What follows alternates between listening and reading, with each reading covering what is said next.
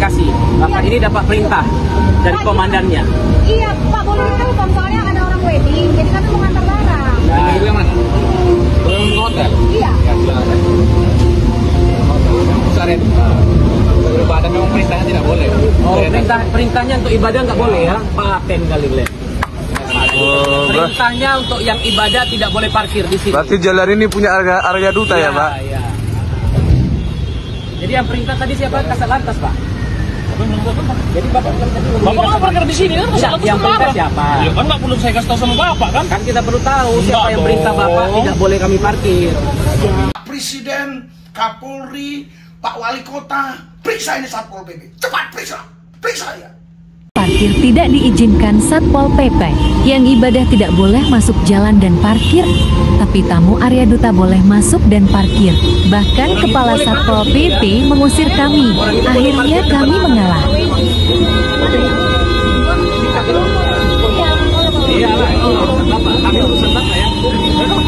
Iya betul. Bapak ini dapat perintah, kita nggak boleh masuk ke dalam mobil. Kami nggak boleh parkir ke dalam. Kami mau beribadah nggak boleh. Tapi orang itu nyanyi boleh di situ mobilnya. Kami mau beribadah, mau parkir mobil di depan area duta nggak bisa.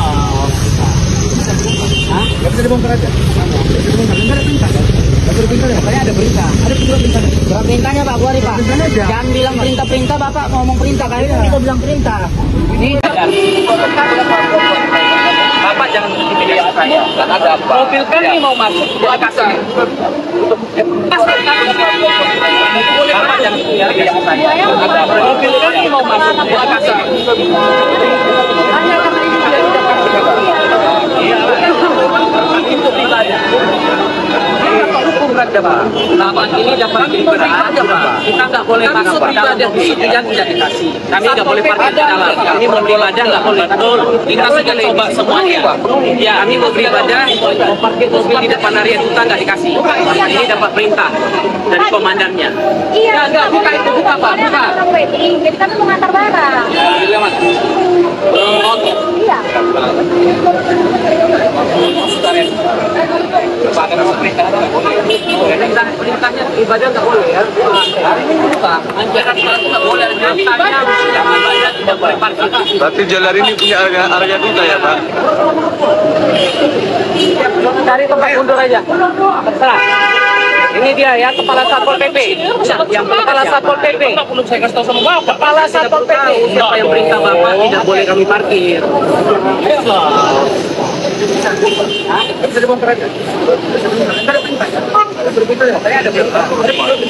Perintahnya Pak Wali Pak. Jangan bilang perintah-perintah Bapak ngomong perintah kali kita bilang perintah. Ini Hah? Bapak. Sana. Ini kuncinya.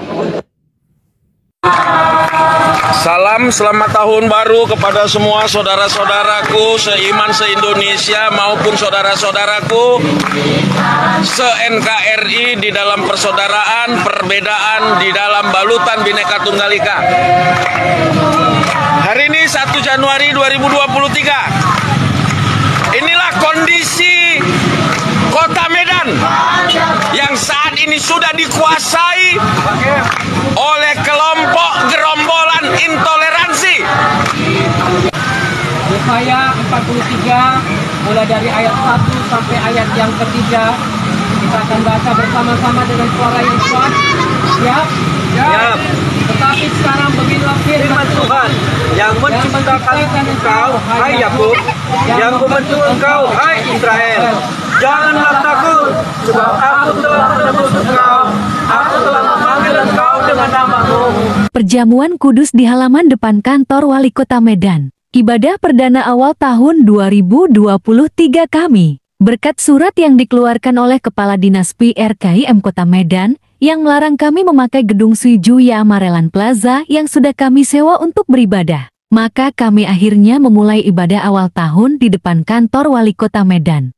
Sungguh indah dapat mengadakan ibadah KKR terbuka di depan kantor Wali Kota Medan. Tuhan Yesus dahsyat. Salam Bapak Ibu Saudara-saudari yang dikasihi Yesus dan yang kasih, berjumpa kembali dengan saya Pendeta Ruslibi. Saudara Bapak Ibu sekalian, kami sudah seminggu lebih ya di daerah Jawa Tengah, Jawa Barat pelayanan. Saudara, Bapak Ibu sekalian, itu sebabnya kami telat ya untuk menanggapi masalah intoleran yang ada di daerah Sumatera Utara ini. Saudara, saya lihat ini intoleran ini sudah sangat krisis sekali. Kenapa? Karena itu Medan itu daerah yang boleh dikatakan ya banyak orang Batak yang agamanya Kristen, dan juga ada suku-suku lain yang agamanya Kristen. Boleh dikatakan bukan terlalu minoritas lah kalau di kota Medannya, memang tetap ya Islam mungkin 60% begitu ya. Tetapi sudah cukup banyak lah di sana Kristen, apalagi kalau kita masuk ke wilayah Tapanuli Utara. Di situ mayoritas Kristen, itu masih masuk Sumut ya, Sumatera Utara. Kok bisa terjadi intoleran seperti ini? Ini ada apa gitu ya? Tapi yang saya sayangkan di sini yang intoleran ini bukan masyarakat setempat, tapi justru adalah pihak dari pemerintah, khususnya di sini Satpol PP ya. Saya tidak tahu persis ya peristiwa itu, tetapi dari berita-berita yang saya baca bahwa di Sujuya itu ada orang Kristen yang melaksanakan ibadah yang sudah berlangsung cukup lumayan begitu, minimal ya sudah berbulan-bulan lah di sana ya. Tapi selama berbulan-bulan itu tidak ada apa-apa, mereka melaksanakan ibadah di Sujuya itu.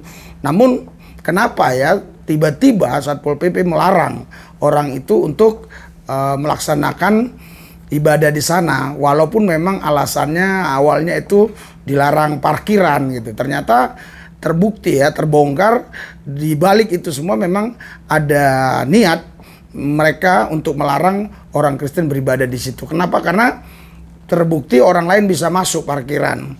Kenapa orang yang beribadah tidak bisa masuk? Itu kan kita yang punya akal sehat sudah tahu kan.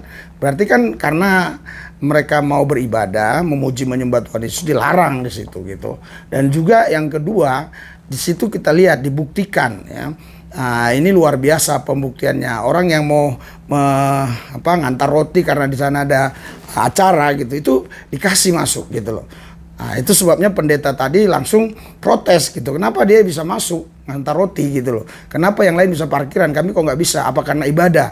Nah, di situ terpancing si Satpol PP ini keceplosan. Iya, memang betul.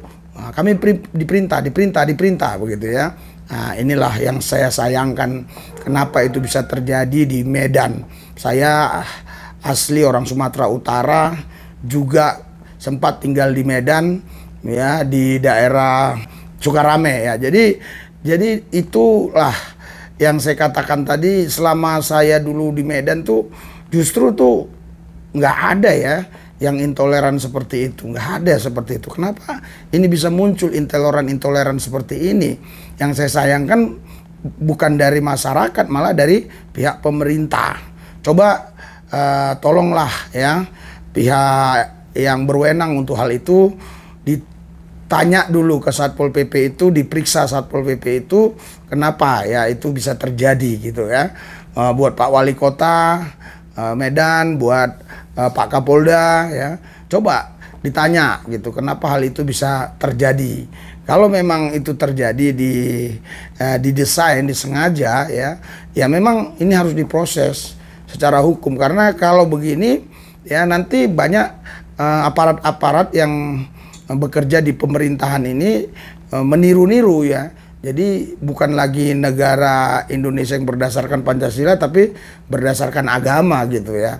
Padahal ya saya yakin betul ya, kita bukan bertuhankan agama, tapi kita bertuhankan Tuhan itu sendiri. Jadi bukan bertuhankan agama. Oleh karena itu orang yang bertuhan seharusnya dia tidak akan intoleran, karena dia bukan bertuhankan agama, tapi bertuhankan Tuhan. Tuhan yang menciptakan langit bumi dan segala isinya, termasuk yang diciptakan yang mulia itu adalah manusia. Berarti setiap manusia itu kan ciptaan Tuhan mulia. Nah, bebas dong mereka harus memuji menyembah Tuhan. Harusnya mereka bebas untuk melakukan hal-hal yang baik gitu. Tapi kenapa dilarang? Ya berarti kan di sini ada konsep yang salah, ada doktrin yang keliru yang mereka terima sejak mulai mereka di sekolah atau mungkin setelah mereka menjadi pegawai negeri, berjumpa dengan kelompok-kelompok tertentu, orang-orang tertentu yang punya pemahaman radikal gitu, intoleran. Ya seharusnya ini si kepala Satpol PP ini dipanggil, diwawancarai oleh media ataupun diperiksa lah, di BAP lah, kenapa begitu gitu loh, kenapa bisa terjadi begitu ya, karena ini adalah membuktikan bahwa negara kita ini memang negara yang belum merdeka gitu loh, belum merdeka dikarenakan tidak diberikan kebebasan orang untuk memuji menyembah Tuhan menurut keyakinannya masing-masing. Kenapa hal itu bisa terjadi? Seharusnya kan tidak terjadi kalau kita berdasarkan Pancasila kan. Nah, kita kan menyembah Tuhan. Jadi orang yang menyembah Tuhan itu kan harusnya diberikan kebebasan. Bahkan harusnya pemerintah itu memberikan fasilitas. Ya, tapi karena negara kita mungkin ya ekonomi tidak mencukupi untuk memberikan fasilitas, ya orang-orang yang memuji menyembah Tuhan itu mereka yang berusaha sendiri untuk menyiapkan fasilitas tanpa meminta uang dari negara. Kenapa kok negara tidak bisa melindunginya? Nah, kenapa negara kok tidak bisa mengayominya? Ini kan satu kisah, satu peristiwa, satu kejadian yang sangat tragis sekali, miris sekali menurut saya. Bagaimana ini ke depan anak cucu kita ini? Apakah semakin intoleran atau mereka menjadi manusia-manusia yang toleran? Tetapi kalau mulai sekarang para petugas-petugas yang bertugas di pemerintahan tidak toleran, ya pastilah ke depan nanti anak-anak cucu kita juga akan seperti itu adanya. Nah, karena itu saya juga minta ya Pak Presiden bisa turun, ya bisa intervensi dalam hal ini karena ini berkaitan dengan kedaulatan negara juga. Kenapa? Karena kalau dibiarkan seperti ini terus bisa terjadi perpecahan. Jadi bisa terjadi yang namanya perpecahan antar umat beragama gitu. Nah, kemungkinan besar ya bisa terjadi hal-hal yang lebih luar biasa gitu. Nah, bisa darurat intoleran gitu, bukan darurat militer lagi, bukan darurat sipil, darurat intoleran. Nah, kan ini kan jadi masalah kan gitu. Nah, karena itu saya sekarang memang ada di wilayah Jawa Barat, jadi karena itulah kami terlambat ya untuk menanggapinya. Tetapi saya di sini menanggapinya ini ingin memviralkan saja supaya pemerintah bisa melihat ini ya, bisa tahu hal ini. Karena gini, di dalam YouTube ini ya, bukan karena jumlah orang yang banyak nonton langsung viral, bukan.